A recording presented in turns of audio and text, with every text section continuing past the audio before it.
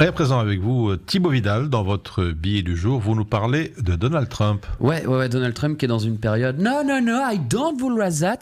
Il a des moments comme ça, hein, Donald Trump, il dit un peu fuck à tout. Par exemple, un traité de l'ONU. Dodo, on s'en fout, va voir ailleurs. Qu'est-ce que ça lui rapporterait, lui, de signer un traité sur le commerce des armes et la mise en garde contre ses conséquences? Que dalle. Le gars est parti en guerre commerciale l'année dernière et t'as cru vraiment qu'il allait dire non à la vente de pétards, mais t'y es malade. Quand t'aimes autant les guns, tu ne peux pas les réguler. Lui, ce qu'il aime, c'est avoir des cibles et tirer dessus, alors que ce soit physiquement ou verbalement. Et là, une de ses cibles verbales préférées, c'est les journalistes. On le sait, pour Dodo, les journalistes, ça se situe entre la boue et le moisi d'un sandwich que t'as laissé trop longtemps dans le frigo.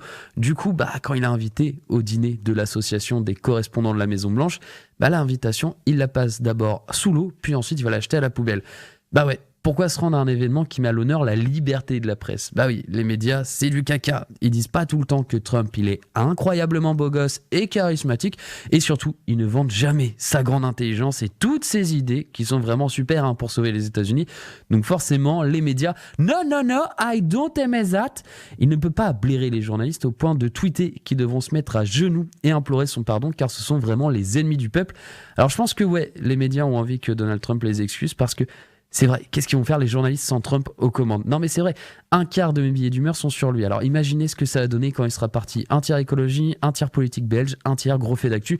Moi je me nourris de ces conneries. Regardez, on aurait pu croire que Donald, au vu de son nom, c'était un canard avec les meufs. Tu vois, genre pour les annives, ça te sort le grand jeu, ça vient en chemise, chercher en calèche, bouquet de roses, énorme petit bijou, concert privé d'Ariana Grande et poum, on finit la soirée au resto. Le mec est blindé, tu vois, il pourrait, mais lui non. Bof, tu vois, c'est un peu surfait. Non, pour lui, la nif de sa femme, il va l'inviter à un dîner d'affaires. Non mais, si moi j'invite ma copine pour faire des projets radiophoniques pour son anniv, mais je me fais déglinguer. On repart du resto, j'ai une tête de gorille au réveil toute la soirée, je dors sur le canapé pendant 3 mois, si je la mets pas bien pendant 6 mois en termes de cadeaux, c'est fini, c'est le genre de bail en dispute, ça revient 7 ans plus tard. Ah ouais, la fois tu m'as emmené pour mon anniv à un dîner avec tes collègues, tu crois que c'est être attentionné?